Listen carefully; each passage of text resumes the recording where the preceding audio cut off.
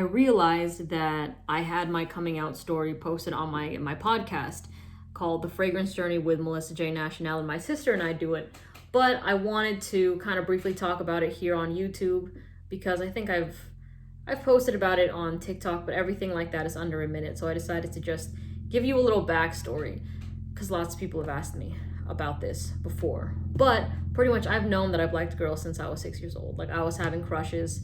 And I know for people that, like, if this is a totally new concept to them, it's not sexual. It wasn't anything like that, because I know a lot of people are like, oh, that's something that you figure out when you're like old enough and you're grown and stuff like that. No, it's like the same way that you want to hold hands with a little boy or a little girl that you're crushing on when you're that age. You know what I mean? And it's like those feelings, very innocent, very childlike. Had my first kiss with a girl also around that age, also very innocent, and just it's sweet, it's cute, you know what I mean?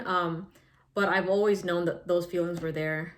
I never really liked guys until like fourth and fifth grade, when just like, you know, girls would always talk about like that's like when the boy craziness starts to happen. And I went to a private Catholic school, so that was very interesting. And I remember that the girls in my class were crazy about Zach and Cody back then. And then of course like Zac Efron. And I was like, okay, Zac Efron's a good guy. Like I'll say that I like him and all that. It's like you kind of pick like a pretty boy and you're like, okay, because you don't want to just say, oh, I think Gabriella's pretty. You know, you don't want to be like, it was different. And I was like figuring myself out and stuff like that. But I'm like, I wasn't like attracted to them, but I felt myself like try to force myself into that box where I'm like, well, if all the other girls think they're attractive, there has to be something I'm missing. Like there shouldn't be a reason why I get butterflies in my stomach when I see a pretty girl. You know what I mean? It should be that way with guys. So that was my mentality.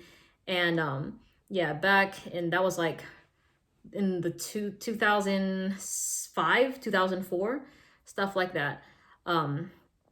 Where I was like maybe 10, 11 years old, and like all of that talk was like around me, and nobody was really like, there was nobody I knew in real life that was, you know, part of the LGBTQ plus community. Like I knew there were students like me, like it was very obvious that there was, you know, like these gay guys and stuff like that.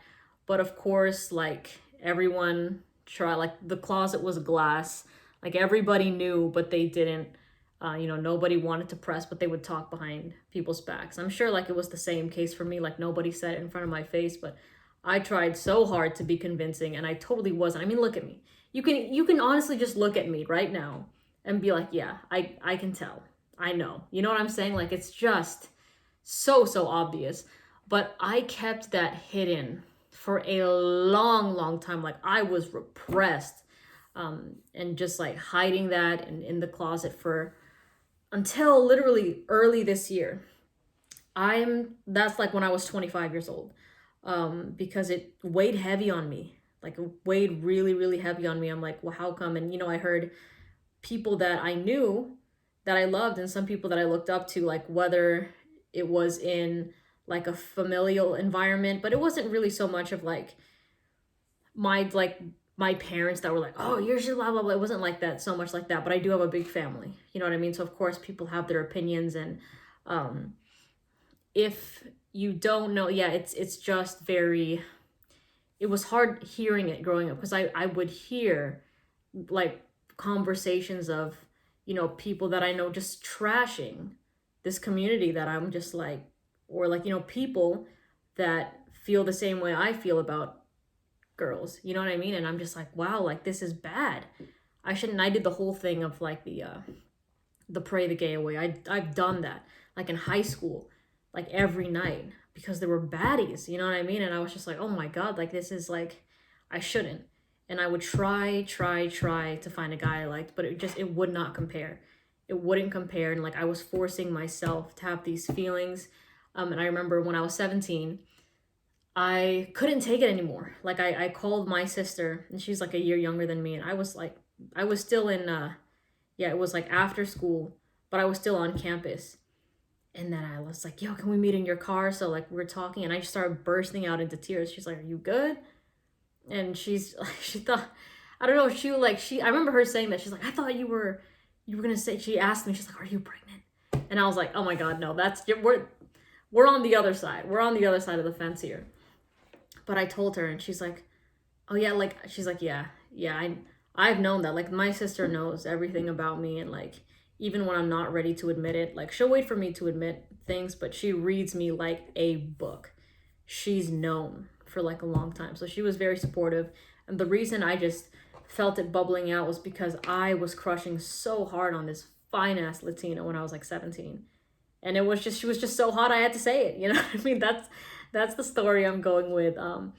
But even at that, like, I told my parents still, but it was something that was kind of swept under the rug. And it wasn't that they forced me, nothing like that. It was even myself. Like, I wasn't comfortable enough in myself to even be like, to wear that on my sleeve or to be open about it to other people that I knew, like family members and friends, because at that time it still wasn't socially acceptable. And on top of that, there is another dynamic when you're coming from like an ethnic family that is in play compared to, you know, if I was like a fifth generation like American, you know what I'm saying? So there was you know, they listened, but I didn't think they like fully believed it until late last year when I mentioned it again. And like, this was when, like, I've mentioned a few times in my videos that I was having like terrible anxiety for the first time, like really experiencing what it meant to have like strong, like to be strong and healthy in your mental health and how important that really is.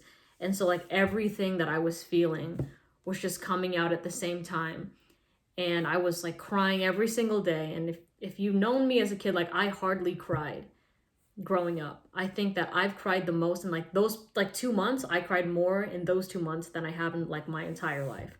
So it was something that was really personal. And there was a story of, you know, I confided in some people and then I got outed, which sucked. And that also, you know, took me to like a dark place.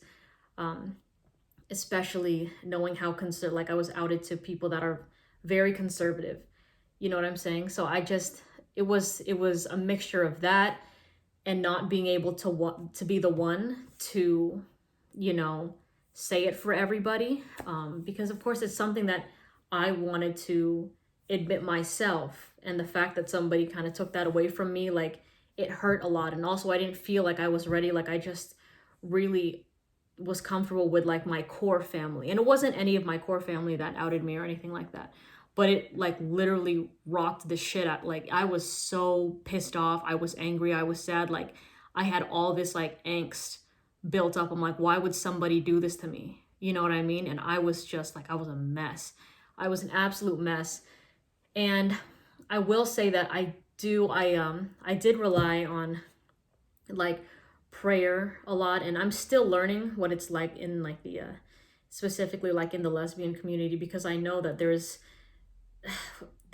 you know, there's the religion, and then there's also like how you are as a person and things like that. And I think I do need to say that I do believe in God, and I do have like, I have that relationship with, you know, with him, and it's helped me a lot. And you know, that's totally different from how I feel about the church. Like, I think I have this strong relationship. I'm like tethered to like this higher being, and it's just always been something that's grounded me and something that's made me feel safe and loved.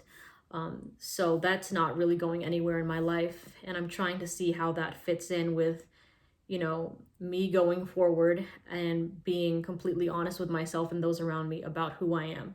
So I don't see that going anywhere, and I do want to be unapologetically myself. So I don't think that you have to pick a side. I really don't. I'm gonna continue to do both, because it's literally who I am. It's who I am. But yeah, after those months, and that's like, I was really wrecked. I was a mess. And then I was like, you know, I started to tighten up a little bit, and I was like, you know what? I need to rise like a fucking phoenix out of these ashes. You know what I mean? I need to make something of myself. I need to, like, that was my rock bottom. And I never ever hit a rock bottom before, even anything that challenged me in that way, like mentally, where I'm like, you know what? You have to get up and you have to be strong and you have to push forward with everything that was going on in my life.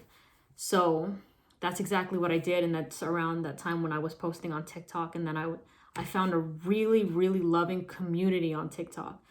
I don't know, like the algorithm worked magic or something like that.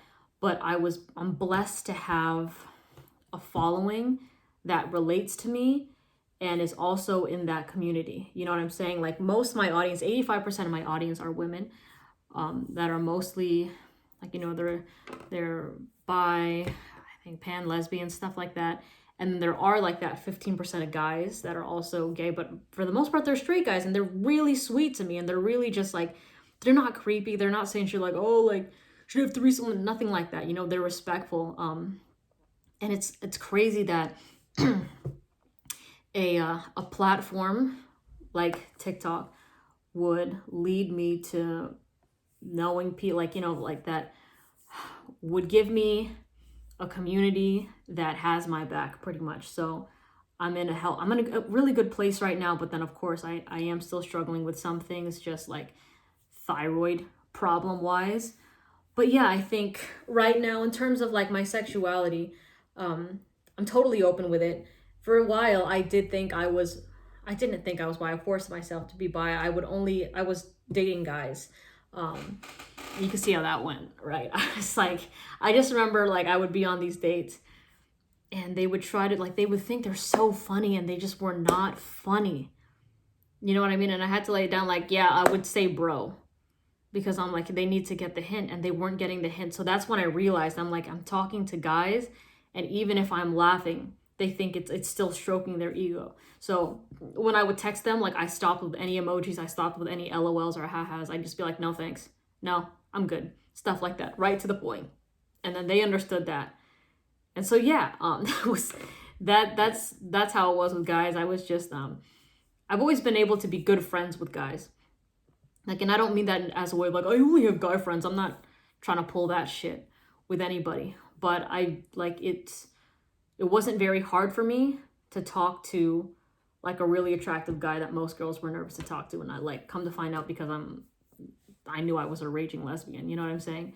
But yeah, I'm at that point of my life right now. I called it like my second puberty because when I was a teenager, I was trying so hard to be something I wasn't, and now I can finally experience things the way I want them to. And it sucks that it's happening like in my mid-20s, but I feel like I've heard that this is a common thing where even like women in their 30s are just like now fully being open about themselves and experiencing these things that, you know, straight teenagers that are like 15 experience when they're fucking 15. You know what I'm saying? So I don't regret it, and I think that it came at the right time because like I was ready. I think if this came earlier, like if somebody outed me when I was 15, 16, this could have been a totally different story.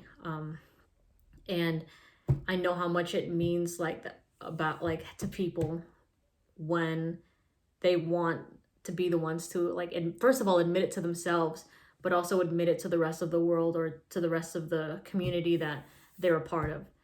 Because it's hard. It takes a lot of like mental strength and just grit to like bite down and just let people like to be okay with not even okay, but to withstand people's judgment, even though like it shouldn't matter. Like it's like people always have their opinions to put into their mouths. So, or to they always want to put their opinion on you and stuff like that. So yeah, that's basically my coming out story. I'm really excited. I do like talking to girls. It's fun. And even though I was closeted for like since forever, like when I did hop on like, you know, the Tinder Bumble thing, like I think I don't want to overshoot myself, you know, but I think my game was pretty solid. You know what I mean? I think it was pretty good. Even in person when I would like talk to girls in college and stuff like that. I think it was all right. I think it was pretty good. But yeah, man, I like doing like these kind of videos. I like talking about other layers to me, kind of like Shrek, you know, like the onion.